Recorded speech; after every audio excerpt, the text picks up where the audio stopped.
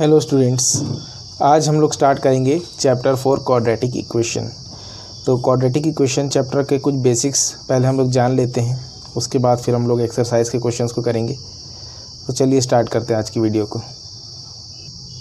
Students, quadratic equation को आप कैसे डिफाइन कर सकते हैं? आप सीधे इसमें एक चीज़ ये लिखिए, when we equate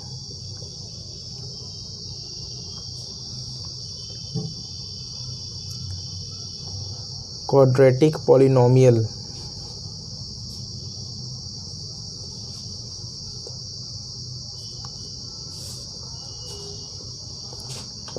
to 0, we get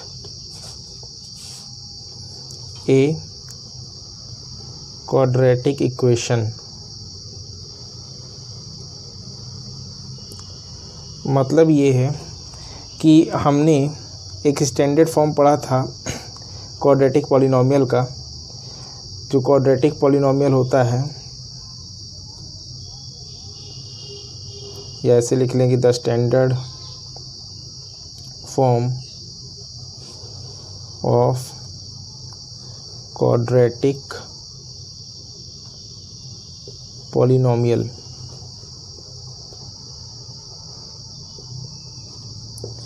तो जो स्टैंडर्ड फॉर्म होता है क्वाड्रेटिक पॉलिनोमियल का, ये होता है ax² + bx + c। और अगर इसको हम ज़ीरो से इक्वेट कर दें, ज़ीरो से इक्वेट करने का मतलब है इक्वल टू, अगर इसको ज़ीरो लगा दें तो अब ये क्वाड्रेटिक इक्वेशन बन जाएगी। ये छोटा सा डिफरेंस है अपना क्वाड्रेटिक पॉलिनोमियल और क्वाड्रेटिक इक्वेशन का, कि अगर हम केवल इतना लिख रहे हैं तो ये आपका क्वाड्रेटिक पॉलिनोमियल है।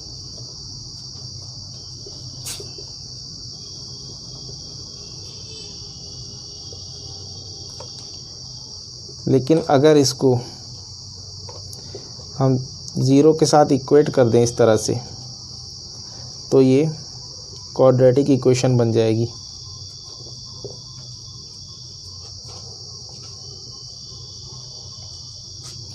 तो ये एक बेसिक डिफरेंस है क्वाड्रेटिक पॉलिनोमियल और क्वाड्रेटिक इक्वेशन के बीच में। और एक चीज़, क्वाड्रेटिक इक्वेशन में हमेशा आपकी जो x² का जो कोफिशिएंट है a, ये कभी ज़ीरो नहीं होना चाहिए, क्योंकि अगर a ज़ीरो होगा तो हमारा ये x² वाले टर्म ही ज़ीरो हो जाएगा। तो फिर हमारे पास जो बचेगी वो लीनियर इक्वेशन ही बचेगी। इसलिए कभी भी यहाँ पर a यानी कि x² का जो कोफिशिएंट है ये ज़ीरो नहीं होना चाहिए।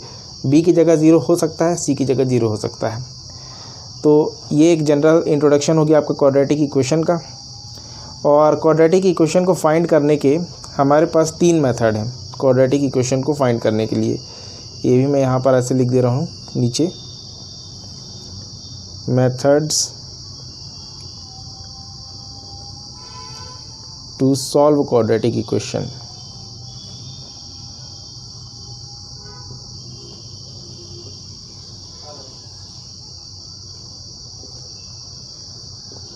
क्वाड्रेटिक इक्वेशन सॉल्व करने के 3 मेथड हैं। एक है हमारा फैक्टराइजेशन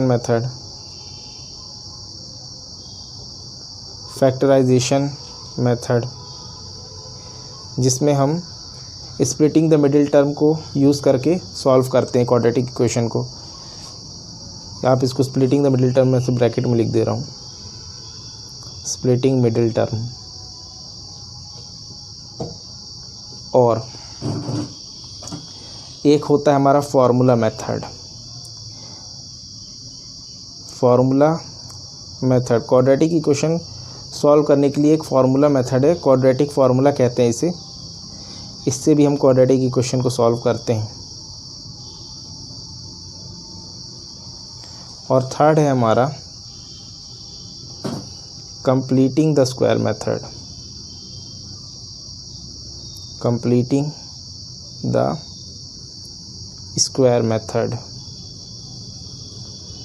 तो अभी हम स्टार्टिंग के एक्सरसाइज में, फर्स्ट एक्सरसाइज में हम फैक्टराइजेशन मेथड को पढ़ेंगे। उसके बाद हमारा फार्मूला मेथड और कंप्लीटिंग द स्क्वायर मेथड आएगा। तो 1 बाय 1 हम तीनों मेथड्स को पढ़ेंगे। तो अब हम ये जनरल इंट्रोडक्शन अपन ने जान लिया है क्वाड्रेटिक इक्वेशन का। तो अब हम एक्सरसाइज पर चलते हैं और देखते हैं एक्सरसाइज 4.1। तो स्टूडेंट्स हम लोग स्टार्ट कर रहे हैं एक्सरसाइज 4.1। 4.1 में फर्स्ट क्वेश्चन है, check whether the followings are quadratic equations और नॉट। इन इक्वेशन को हमको चेक करना है कि इनमें से कौन से क्वाड्रेटिक इक्वेशन हैं और कौन से क्वाड्रेटिक इक्वेशन नहीं हैं। तो सीधी सी बात है, सिंपल सी बात है कि अगर आपकी इक्वेशन ax² + bx + c के फॉर्म में है तब तो वो क्वाड्रेटिक इक्वेशन होगी, और अगर वो उस फॉर्म में नहीं है तो क्वाड्रेटिक इक्वेशन नहीं होगी। तो हम इसको चेक करते हैं। इसमें मैं आपको 1 या 2 क्वेश्चंस करके दिखाता हूँ, आपको क्लियर होगा। अपन फर्स्ट क्वेश्चन को देखते हैं। तो स्टूडेंट्स ये अपना 4.1 का क्वेश्चन नंबर फर्स्ट है। फर्स्ट का ये फर्स्ट अपन ने लिख लिया है। तो ये अपन का क्वाड्रेटिक इक्वेशन है कि नहीं, इसको पता लगाने के लिए कैसे करेंगे, हम लेफ़्ट साइड में इसको ओपन कर लेते हैं a + b होल स्क्वायर से। तो ये हो जाएगा x² + 2x + 1 = ये हो जाएगा 2x - 6, और ये वाली टर्म को हम इधर ले आए तो x² + 2x + 1 - 2x + 6 = 0 हो जाएगा। तो ये x² और हमारा यहाँ से 2x तो कैंसिल हो गया, और ये 6 + 1 बचा 7। तो ये हमारा क्वाड्रेटिक इक्वेशन है या नहीं हमें बताना है। तो ये रहेगा यस होगा इसका आंसर, ये क्वाड्रेटिक इक्वेशन है। भले ही यहाँ पर हमको bx वाला टर्म नहीं दिख रहा है, तो हम ऐसा भी लिख सकते हैं x² + 0 × x + 7। अब ये इस फॉर्म में है, चाहे ऐसे लिखें चाहे ऐसे लिखें, मतलब x² वाली टर्म यहाँ पर प्रेजेंट है और ये प्रेजेंट है, इसका मतलब ये क्वाड्रेटिक इक्वेशन है, ये यस हो जाएगा। अब एक चलिए हम देखते हैं नो वाला क्वेश्चन। तो ये हमारा क्वेश्चन नंबर फर्स्ट का ये थर्ड पार्ट है। अब हम इसको अगर सॉल्व करें तो ये हो जाएगा x × x x² इंटू कर लेंगे प्लस x - 2x - 2, और इधर सॉल्व करेंगे तो आएगा x² + 3x - x - 3। तो अब ये वाले पूरे आप ये x - 2x हो जाएगा -x - 2, और इधर वाले जितने भी हैं हम इसको यहाँ ले आएँ। पहले यहाँ थोड़ा सॉल्व कर लेते हैं, x² + 2x - 3। तो ये वाली पूरी जो इक्वेशन है इसको हम इधर ले आते हैं लेफ़्ट में। तो x² - x - 2 ये हो जाएगा सब माइनस का x² - 2x + 3 = 0। तो यहाँ से देखेंगे तो x² कैंसिल, ये माइनस का 2x और ये माइनस का x हो गया -3x -2 + 3 + 1। तो ये वाला हमारा क्वाड्रेटिक इक्वेशन नहीं है, इसका आंसर नो है, क्योंकि यहाँ पर हमारी x² वाली टर्म नहीं है, और क्वाड्रेटिक इक्वेशन होने के लिए हमको ये x² वाला टर्म चाहिए ही चाहिए, और ये यहाँ पर नहीं है, इस वजह से ये नो हो जाएगा। तो इसका आंसर फर्स्ट का ये थर्ड पार्ट है, इसका आंसर नो हो गया। तो आप लोग को क्लियर हो गया होगा कि कैसे हमको बताना है कि कौन सा क्वाड्रेटिक इक्वेशन है और कौन सा नहीं है। तो अब आप इसमें बाकी क्वेश्चन को होमवर्क में लीजिएगा। तो स्टूडेंट्स इसमें से आपका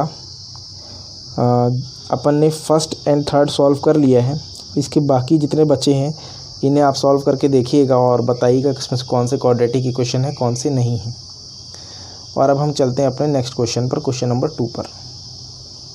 तो 4.1 का क्वेश्चन 2 दिया है कि represent the following in forms of quadratic equation. इस स्टेटमेंट को पढ़ के हमें इसमें एक क्वाड्रेटिक इक्वेशन बनानी है। तो स्टेटमेंट में लिखा है कि area of a rectangular plot is 528 metre square. किसी भी रेक्टेंगुलर प्लॉट का एरिया 528 मीटर स्क्वायर है। इसमें length of the plot is 1 more than twice it's breadth, मतलब जो ब्रेथ होगी उसके 2 टाइम्स करके उसमें अगर 1 को प्लस कर दें तो वो लेंथ की इक्वल हो जाएगी। तो इससे हमको बनानी है क्वाड्रेटिक इक्वेशन। ये find the length and breadth, ये जो लिखा है आगे, we need to find the length and breadth, तो ये आपको सिर्फ एक वेरिएबल टर्म जो हम लेट करेंगे उसके बारे में कहा है। हमको यहाँ पे कुछ लेंथ ब्रेथ फाइंड नहीं करनी है।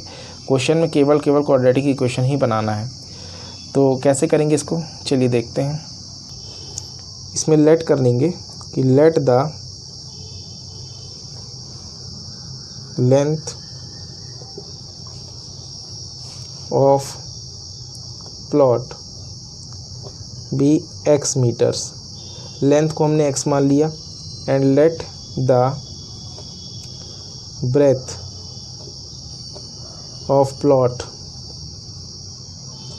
be y metres. और क्वेश्चन में जो केस दिया है हमको, केस ये दिया है कि जो लेंथ है, लेंथ क्या है, 2 टाइम्स ऑफ ब्रेथ है, 2 टाइम्स ब्रेथ के उसमें +1 ज़्यादा है।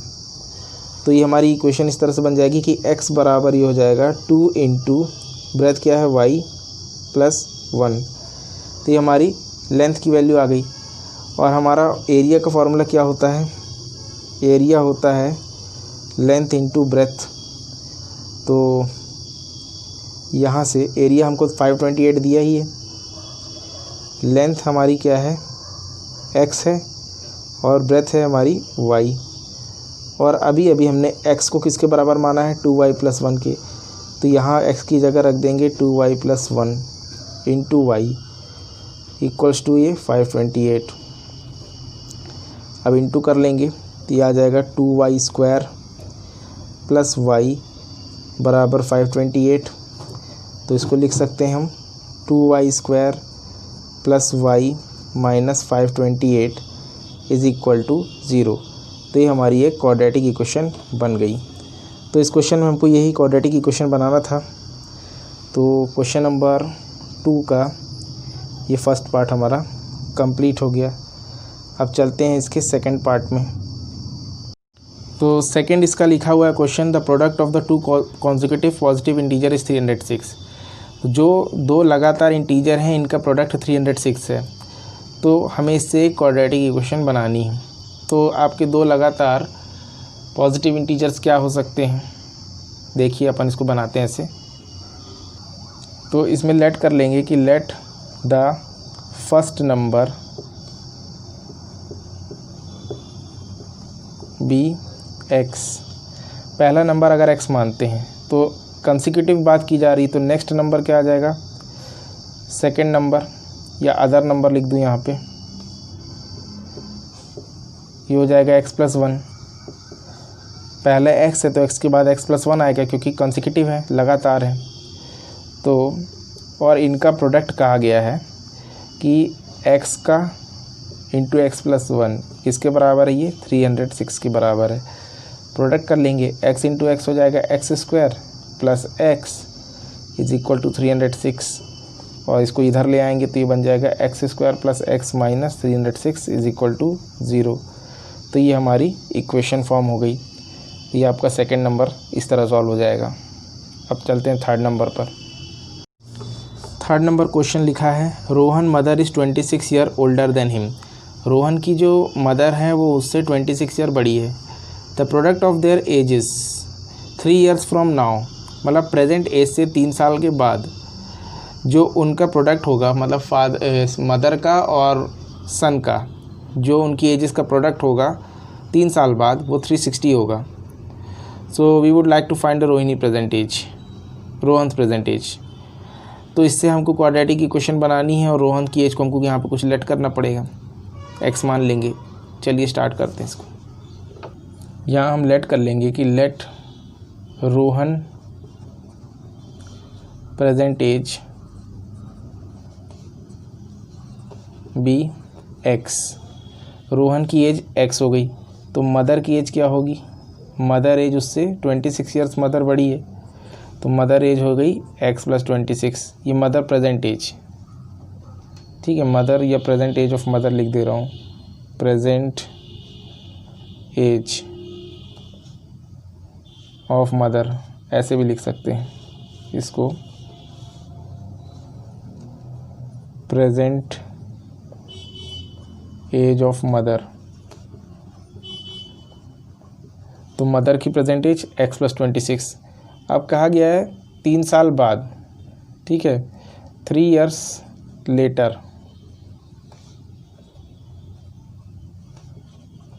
3 साल बाद सन की एज क्या होगी, x + 3, और मदर की एज क्या होगी, मदर की एज प्रेजेंट अभी x + 26 है और इसमें भी +3 कर देंगे।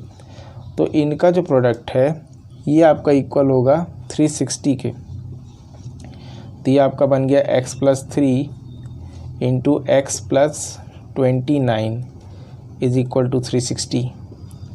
तो इसे अपन सॉल्व कर लें तो x इंटू एक्स हो जाएगा x² plus 29x plus 3x plus 29 3 ज़ा 87 इज इक्वल टू 360। तो अब यहाँ से आप इसको और थोड़ा सॉल्व कर लीजिए तो हो जाएगा x² प्लस 29 प्लस 3 हो जाएगा 32x plus 87 minus 360 equals to 0। तो ये बन जाएगा हमारा x² प्लस 32x और इसको माइनस कर लीजिए। तो यहाँ पे कर लेते हैं 360 में से 87 को माइनस 10 माइनस 7 हो गया 3 और ये 15 बन गया। तो 15 माइनस 8 हो गया 7, 273 बचेगा। तो यहाँ पर आ जाएगा माइनस 273 इज इक्वल टू 0। तो ये हमारी क्वाड्रेटिक इक्वेशन बन गई थर्ड नंबर क्वेश्चन की भी। तो ये हमारा थर्ड नंबर भी कंप्लीट हो गया। और अब हम इसका फोर्थ नंबर को देखते हैं। ये थर्ड कंप्लीट हो गया, अब देखते हैं फोर्थ नंबर। तो स्टूडेंट्स अब देखते हैं अपन क्वेश्चन नंबर 4। क्वेश्चन 4 है a train travel a distance of 480 kilometre at a uniform speed. If the speed had been 8 kilometre per hour less than it would have taken 3 hours more to cover the same distance. We need to find the speed of the train. मतलब कि train की जो distance है 480 kilometre train को travel करना है एक constant speed से। अगर स्पीड को 8 किलोमीटर पर आवर से कम कर दिया जाए तो टाइम जो है उसको 3 घंटे ज़्यादा लगेंगे। तो इसका हमको एक इक्वेशन सेट करनी है और हमको इसमें दोनों टाइम्स फाइंड करना है क्या है। तो चलिए स्टार्ट करते हैं। तो इसमें हम लेट कर लेंगे, let the uniform speed of train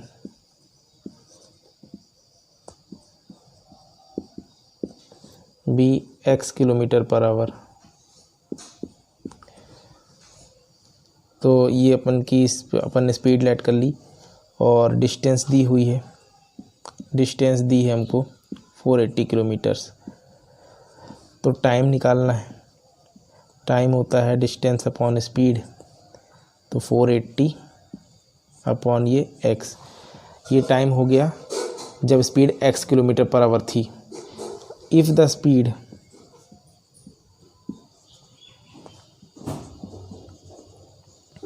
is reduced by 8 kilometers per hour, train will take